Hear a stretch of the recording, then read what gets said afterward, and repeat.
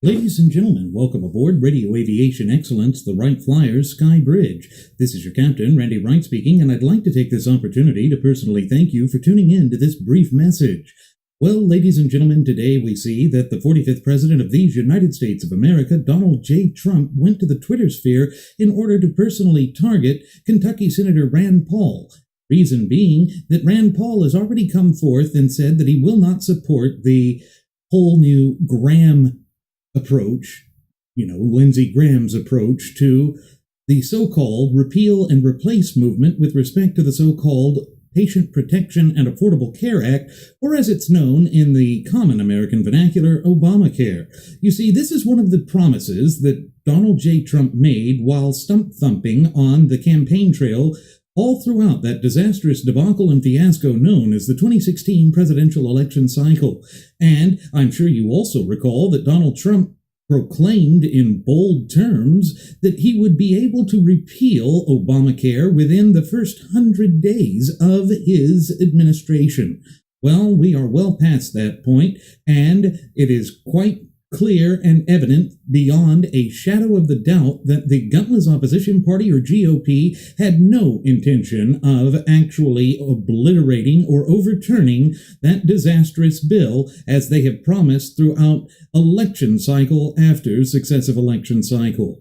All of this plays into the hands of the frothing at the mouth Fabian socialist leftist controlled Democrat Party because they can sit there and double down on this propagandist narrative and agenda that they've had in claiming that the gutless opposition party, or GOP, is the do-nothing party, the party of obstruction.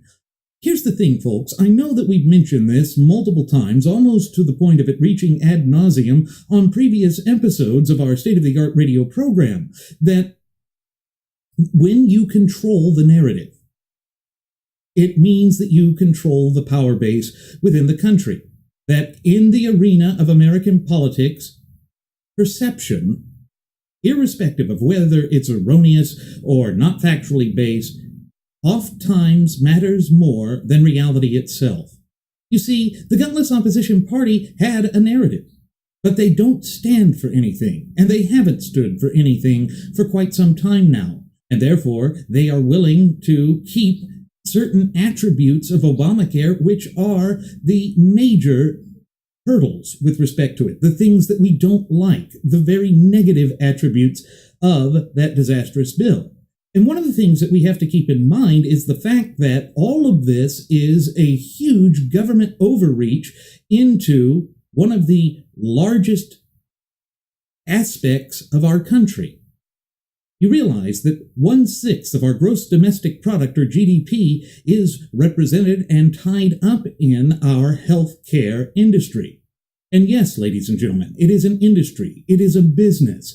Healthcare is a commodity to be bought and sold. Yet there are those on either side of the political aisle that want us to believe that healthcare is now a constitutionally protected right, that it's some sort of an entitlement, that we are entitled to receive free health care, when in fact nothing could be further from the truth. That is diametrically opposed to the clear and concise language contained within the four corners of the supreme law of the land, which, pursuant to Article 6, Clause 2, the Supremacy Clause, is none other than our shared United States Constitution. This is part of the reason why my first officer, Jeremy Graventon, and I, and yes, even our first Air Marshal, Mr. Nelson Ward, have oft-times gone on the record to state that it is vital that we go back to strict adherence to the clear and concise language contained within the four corners of our shared United States Constitution.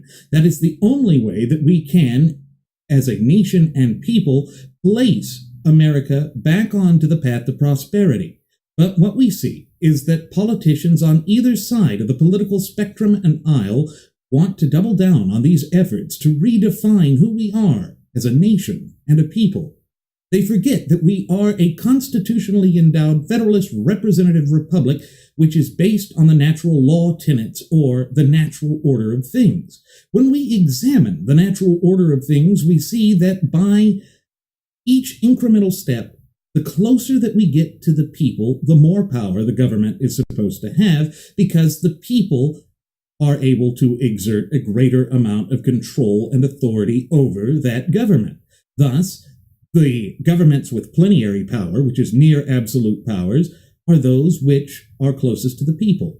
The state governments are closer to the people than the federal government. Therefore, the federal government, by its very nature and by the way that our founding fathers, in their near infinite wisdom and foresight, as well as their sagacity, had designed it, is by necessity limited. The federal government must be limited because we delegated certain powers and authorities to it.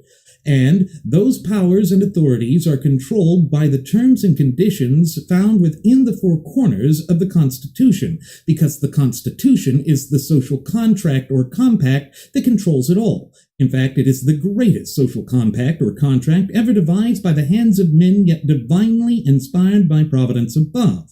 Unfortunately, we see that far too many want to get away from this. They want to ignore this. They don't want to believe that this is a critical attribute of who we are, both as a nation and people.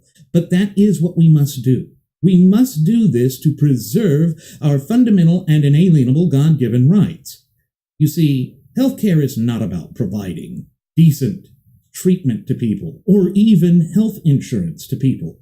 It's about power, manipulation, but above all, control. The government wants to control the facets of our daily lives. They want to micromanage us from cradle until grave because they think that they are some sort of a benevolent benefactor that knows better than the true ultimate wielders of popular sovereignty in this once thriving and flourishing representative republic of ours, we the people of these United States of America. However, ladies and gentlemen, nothing could be further from the truth. Think about it. The government is, by its very nature, anti-competitive, and as a consequence therefrom, it is always inefficient. Not only is it inefficient, it is blundering, it is obtuse, it is just oversized. That's something that we can ill afford to allow to come to fruition in the heart of the land of the free and the home of the brave, because it goes against everything that our founding fathers ever originally intended for this nation to be. You see, it is the duty, obligation, but above all responsibility of we the people in our capacity as United States citizens to keep abreast of what's happening with respect to the federal government and to be stalwart in the proactive maintenance and safeguarding of our fundamental and inalienable God-given rights. It's as Jeremy and I have stated numerous times on previous episodes of Radio Aviation Excellence, the Wright Flyer, that without our fundamental and inalienable God-given rights, we are truly left with nothing. Of course, that's exactly what the frothing at the mouth Fabian socialist leftists want to have happen. They don't want us to be able to think freely for ourselves. They don't want us to be able to control our own destinies. That is truly the wicked characteristics of what they do. You see, ladies and gentlemen, in our nation, we are known as a self-determinate people. That's because the two fundamental pillars of American society and culture are that of self-accountability and self-responsibility working in tandem, thereby delivering unto us self-determination. And throughout the course of our relatively brief yet illustrious history here on God's green earth, we see that time and again, the American people are always at their best when they are self-determinate. When there is not this draconian and overzealous leviathan and out-of-control administrative state which is ultimately unaccountable to the true ultimate wielders of popular sovereignty. Healthcare is what this is about.